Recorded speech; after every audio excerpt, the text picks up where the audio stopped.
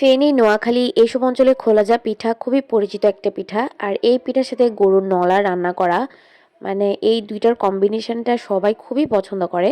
তো আমাদের বাসায়ও যখন গরুর নলাটা রান্না করা হয় তখন সাথে খোলাজা পিঠাও বানানো হয়। এই দুটা খেতে সবাই খুবই পছন্দ করে। তো আজকে হচ্ছে গরুর নলা রান্না করেছিলাম, এটা অনেক দিন আগের ভিডিও।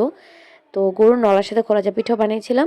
এই গরুর নলা রান্না করার ছোট্ট একটা ক্লিপস আমি নিয়ে রেখেছিলাম। যদিও খুব তাড়াহুড়া করে রান্না করেছি, তারপর একটা ছোট্ট ভিডিও করেছি, সেটাই আজকে শেয়ার করব। আর এটা হচ্ছে নলা রান্না করার পরের দিনের ভিডিও। মানে আমরা রান্না করে পরদিন খাই, ওই পরদিন খেতেই বেশি মজা হয়। গরুর নলাটা প্রথম দিন রান্না করে পরদিন খেতেই বেশি মজা হয় আসলে। তো যাই হোক, এখানে হচ্ছে গরুর নলা রান্না করার জন্য আমি অনেকগুলো নলা বা পায়া নিয়ে নিয়েছি, বড় বড় সাইজের, ছোট সাইজেরও নেওয়া হয়েছে।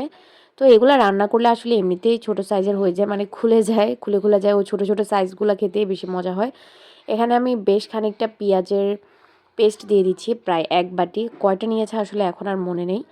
তো এখানে সাথে দিয়ে দিচ্ছি হচ্ছে রসুনের পেস্ট, তার সাথে দিব হচ্ছে আদার পেস্ট। রসুনের পেস্ট আমি বেশ খানিকটা দিয়েছি, এখানে কিন্তু বেশ বড় একটা পাতিলে গরুর নলাটা রান্না করছিলাম।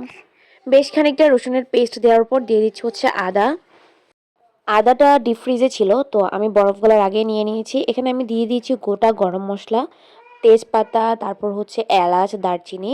এখন দিয়ে দিচ্ছি স্পাইসেসগুলা। এখানে আমি বেশ খানিকটা মরিচের গুঁড়া দিয়ে দিয়েছি, সাথে দিচ্ছি হচ্ছে হলুদের গুঁড়া।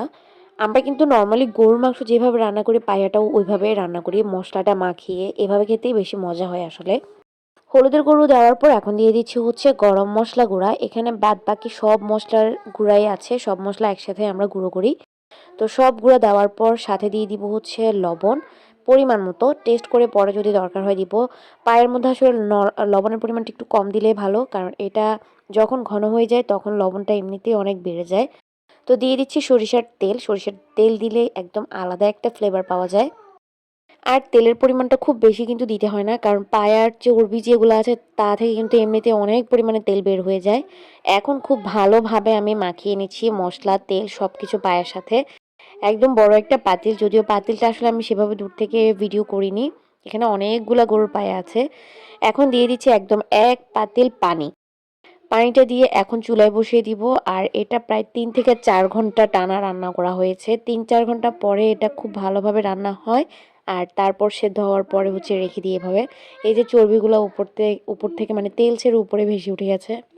যদিও এটা ভালোভাবে সেদ্ধ হয়েছে আর ভালোভাবে রান্না হয়েছে, তারপরে এটা পরদিন খেতেই বেশি মজা। তো অল্প পরিমাণে এটা খাওয়া হয়েছে রাতের বেলা, পরদিন সকালে হচ্ছে খোলা পিঠা দিয়ে খাওয়া হয়।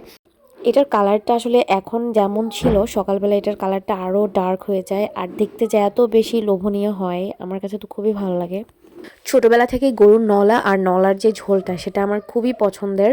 ভাত দিয়ে খেতে বা পিঠা দিয়ে খেতে আমার কাছে অনেক ভালো লাগে, রুটি পরোটা দিয়ে খেতেও বেশ মজা হয়। ভিডিওটা দেখে বোঝা যাচ্ছে যে খুবই সহজ একটা রেসিপি, কিন্তু খেতে ভীষণই মজা। তো আজকে আমার গরুর নলা রান্নার ভিডিওটা এই পর্যন্তই। আশা করি আপনাদের কাছে ভালো লাগবে। আর ভালো লাগলে অবশ্যই আমার চ্যানেলটা সাবস্ক্রাইব করতে ভুলবেন না। সবাই ভালো থাকবেন।